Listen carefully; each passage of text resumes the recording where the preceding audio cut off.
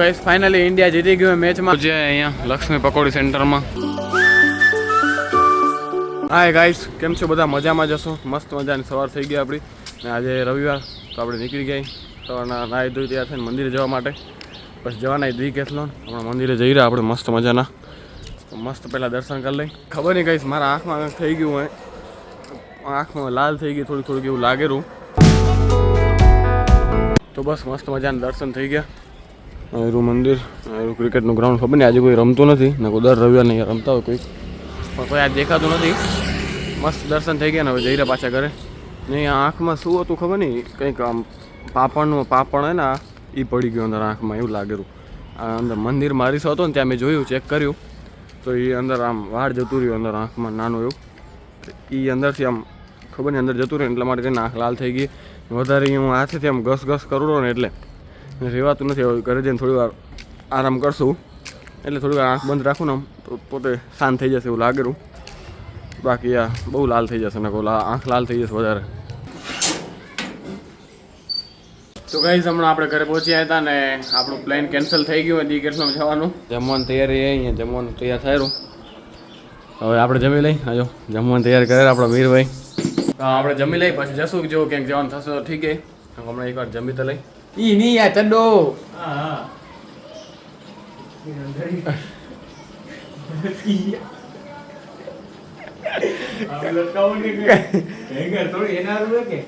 અયો વાર અરખા થઈ ગયા. આપણે જમીન હોઈ જ રહેવું. મેચ જ જોવી આજે. હો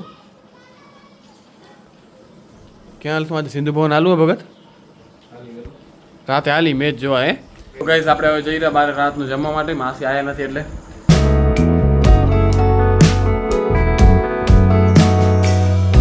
જે અહીંયા લક્ષ્મી પકોડી સેન્ટરમાં આપણે દર ફેર અહીંયા જ પકોડી ખાઈ રહ્યા. અહીંયા હવે ચાલુ કર્યું અહીંયા પકોડી ખાવાનું બધાય.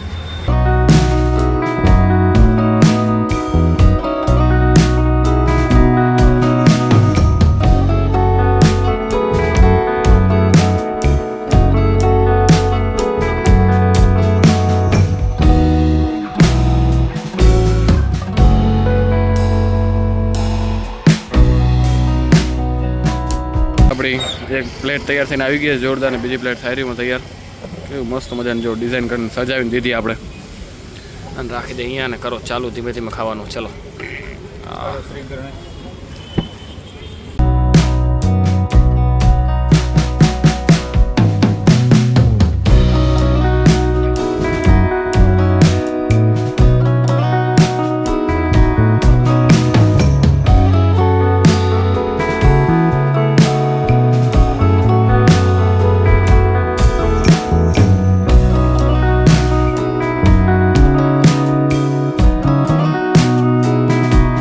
જીતી ગયા ઇન્ડિયા જીતી ગયું ગાઈસ.